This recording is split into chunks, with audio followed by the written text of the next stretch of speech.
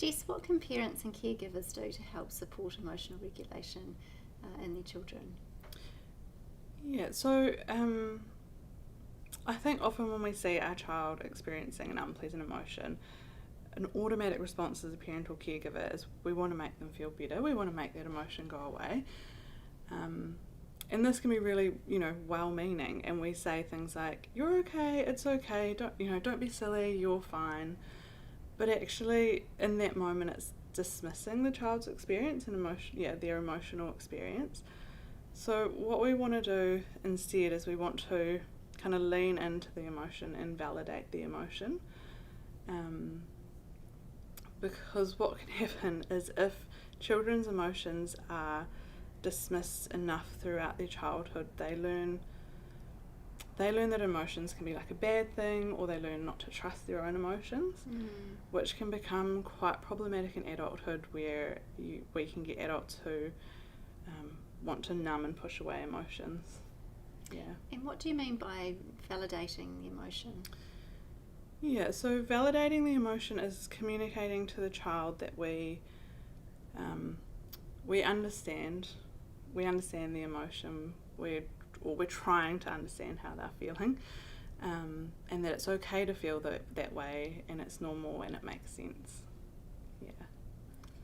So it's about not rushing in and fixing the problem for them or dismissing it. It's about listening, validating the emotion.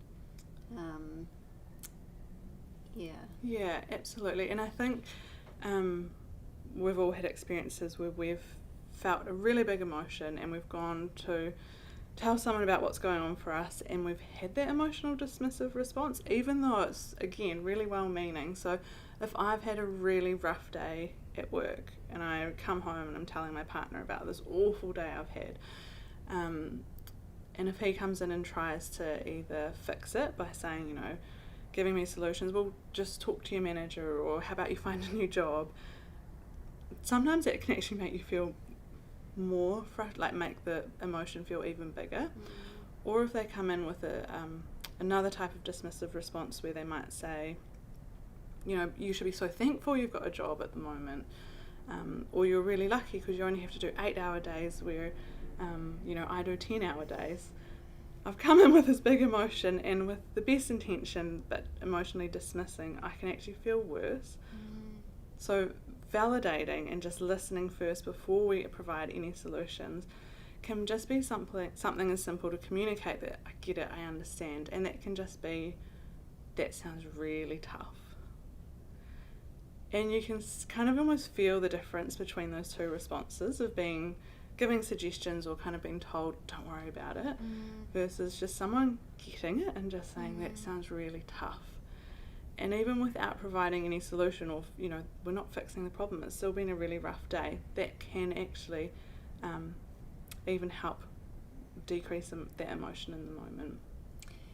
And at what point would you offer a solution or some sort of way of helping or fixing the problem? Yeah, so with children it's really important, because every moment is a teaching moment, so that validation is providing the opportunity to help children recognise what emotions might be going on for them. So it's not telling them that we know what they're feeling, but it's just being curious and asking questions and wondering what they might be feeling, and validating that it's okay to feel that way, it's understandable. So that's giving that message, it's okay to feel emotions.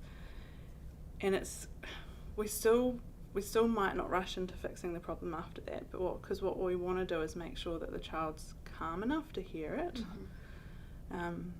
So if they're not calm enough at that point, it might be providing, do you want a hug, can we go for a walk outside?